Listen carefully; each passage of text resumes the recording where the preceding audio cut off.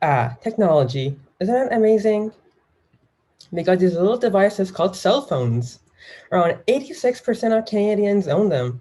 You just turn them on and open the programs called application and just scroll away. You want to watch a movie? Open Netflix.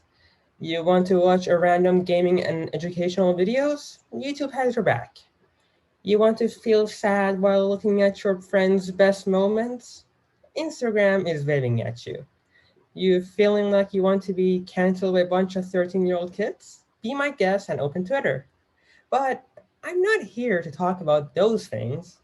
In the dark and shadowy valleys of Twitter, Instagram, or Reddit, if I may say so myself, are wacky and uncharacteristic images of certain character, catchphrase, or even both as their main joke, often making fun of today's new, hot, never heard before topic. The internet calls them memes. Now, what exactly are they? Are they images? Are they jokes? For how long have they been here? How to make them? Just what are they? Here, I'll tell you a story. In 2017, there was a 13-year-old boy who had immigrated from his origin country to Canada. As many can assume, immigration can be a very hard and difficult experience. It can even leave many individuals depressed. After all, not many people like to move to a foreign country for the means of living, because it means living the people and the place you grew up with. But for that 13-year-old boy, him immigrating his family was also a window to new opportunities and possibilities. Some of you are probably wondering, what does this have to do with the topic of memes? Don't worry, you will reach that part. Of course, Canada is a vastly technological country, which also means almost everyone uses at least some type of device, such as cell phones, especially children and teenagers to the point where they're more tech savvy than the adults. Anyway, because of that, a few days after arriving in Canada, the parents bought a phone for their son while they were changing their own numbers to match Canada's. At first, the boy didn't really care about the new device he had for the next few months at least. But then, but when he started grade 8, it changed. Entering grade 8 was kind of the very first interaction he had with English-speaking children, the same age as him. And wouldn't you know it, they all use their phones for daily communication and educational purposes. So that pushed him to use his phone for the same purposes as well. Being able to communicate was one of the reasons he found friends as well. But we all know teenagers don't use their phone just for communication and education. They also use their phones for entertainment by going on social media. Now, you see, the boy was a smart one, straight A's left and right, and was starting to find friends again. But immigration had already taken its effects on him, so he had to adapt one way or another. Because of that, one day, the boy opened YouTube and scrolled away, seeing genres upon genres which were all interesting. He soon got familiar with the big YouTubers such as DanTDM, Jacksepticeye, and the so-called king of YouTube, PewDiePie. He also lurked in their communities and got introduced to the very same images we call memes. For him, memes were the tools of comfort. Usually when he saw one, he would crack a smile and move on to another. He even thought of a few himself. You probably guessed that boy was me. And that story was the way I got introduced to the meme culture and how they affected and helped me. Nowadays, as a 17-year-old teenager, I have a really busy life. I have classes to worry about, plus the extracurriculars to deal with. French, math, coding, computer science, you guessed it. Due to that, I find comforting memes, and I feel like this is the exact reason why memes came to being. Now, memes, in my opinion, are a form of art.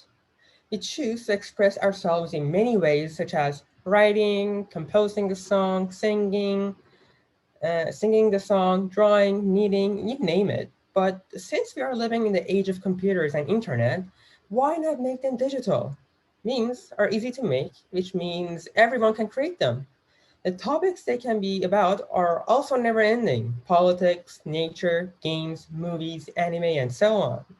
You can just think of one and immediately create it.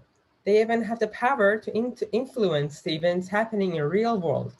One example can be the recent GameStop stock market rising to the moon.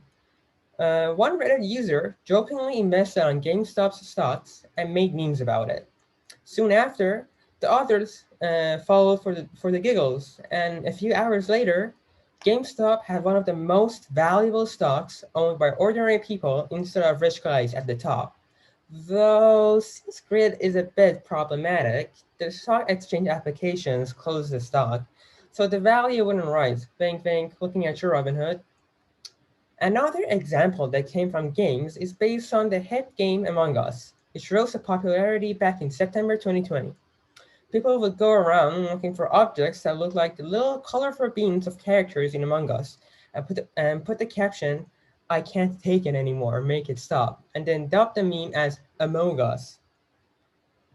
You know, it's kind of funny how I'm talking about memes even though I got into this culture very late. That probably applies to all of us, since memes have existed since 1921. Yes, you heard me right. The very first meme was made back in 1921, and here it is. Personally, the earliest one I can think of from the top of my head is the troll face. Rage Comics, to be exact. They were my very first encounter with memes to the point I remember. I was probably around grade 3 back then, though after I got introduced to the meme culture, you can say my knowledge on them increased. I remember searching memes on Google search and continuing to look at 2011 memes instead of studying. Those days were really golden. The memes I looked at were variations of Sal, tonight's biggest loser, Hey Dog, sorry, heard you like, Nyan Cat, Bad Luck Ryan, and thousands more. One of the memes that is still going is a picture of a Shiba Inu breed of dog we call Doge.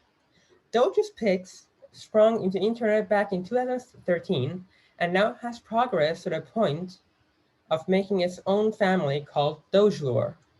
The memes about Doge and his friends are often story derived or often very meta. In fact, I have made one meme with Cheens as a star and as a Pokemon in Pokemon Go. I'm personally very proud of it. Oh, and two other examples are actually musical memes. Megalovania from the 2016 game Undertale, and Never Going to Give You Up, or as the internet people like to call it, Rickroll, are two of the most popular memes out there. I have talked about the history of memes and what they are, right? I haven't talked about how to make them. They really are easy to make. Memes usually have two parts, templates and text. Templates are the pictures which support the joke the meme is trying to carry out. You think of a joke and then get a fitting template from the internet, or better yet, create an original template. After that, write the caption and voila, you created a meme. At the end, you post a meme on the internet, and if you're lucky enough, the meme gets famous. And if you made an original template, you will get famous for it as well. Phew, how long has it been? I better stop talking and continue making memes. Stay safe and remember to crack a smile here and then. Done.